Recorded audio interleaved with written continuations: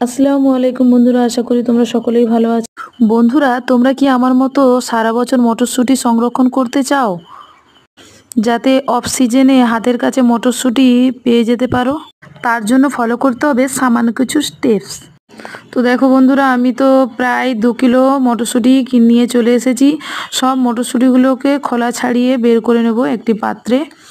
তো বন্ধুরা, যদি আমার ভিডিওটা ভালো লাগে লাইক কমেন্ট শেয়ার করে পাশে থাকার অনুরোধ রইল। তো দেখো, প্রথমে কড়াইতে পানি নিয়ে তার মধ্যে পরিমাণ মতো নুন আর চিনি দিয়ে দাও। তারপর মটরশুঁটিগুলো ভালো করে পানিটা গরম হয়ে এলে এর উপর দিয়ে দেবো মটরশুঁটিগুলোকে। দেখো, মটরশুঁটিগুলো ভালো করে দিয়ে এবার একটু গরম হওয়ার জন্য রেখে দেবো। ভালো করে একটু ফুটে এলে মটরশুঁটিগুলো আপনা থেকেই পানির উপর ভাসবে। যখন ভেসে উঠবে তখনই মটরশুঁটিগুলোকে ভালো করে ঝারিয়ে একটি পাত্রে নামিয়ে নেব। তো দেখতেই পাচ্ছ, মটরশুঁটিগুলোকে আমি ভালো করে ঝারিয়ে নিচ্ছি। সব ঝারানো হয়ে গেলে এবার একটি পাত্রে পানি নিয়ে নেব। সেই পাত্রের মধ্যে দিয়ে দেবো বরফগুলো দেওয়া হয়ে গেলে এবার দিয়ে দেবো ঝারিয়ে রাখা মটরশুঁটিগুলো।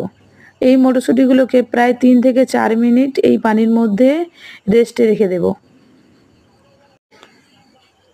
3 থেকে 4 মিনিট পানিতে রাখার পরে এবার ওই পানি থেকে ঝারিয়ে নেব আরেকটি পাত্রে।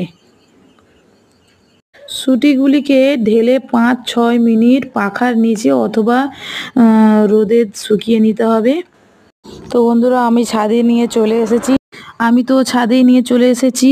আপনারা যেরকম পারবেন শুকিয়ে নেবেন। পাখার বা রোদে বেশিক্ষণ রাখবেন না, মাত্র 5-6 মিনিট এভাবেই রেখে দেব।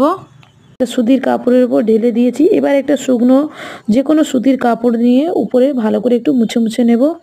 তার কারণ যতটা পারবো পানিটাকে শুকিয়ে নেওয়ার চেষ্টা করব, যাতে তাড়াতাড়ি শুকিয়ে যায়। তো দেখো, প্রায় কিন্তু পানি শুষে প্রায় ড্রাই হয়ে এসেছে। আর কিছুক্ষণ রেখে দেব। এবার দেখো, শুকিয়ে গেছে, প্রায় জল শুকিয়ে গেছে। 5 থেকে 6 মিনিট আমি রেখেছিলাম। আর উপরে মুছে নেওয়ার পরে আরও বেশি তাড়াতাড়ি শুকিয়ে গেছে। তো দেখতে পাচ্ছ আমি শুকিয়ে যাচ্ছে। এখন দেখবে মটরশুঁটিগুলি এরকম ড্রাই হয়ে গেছে। একটা এরকম কন্টেনারে করে ভরে রেখে দাও পুরো 1 বছরের জন্য। তো দেখতে পারলে কত ইজিভাবে আমরা মটরশুঁটি সংরক্ষণ করে রাখতে পারি। ভিডিওটি ভালো লাগলে লাইক কমেন্ট শেয়ার করে পাশে থাকবে।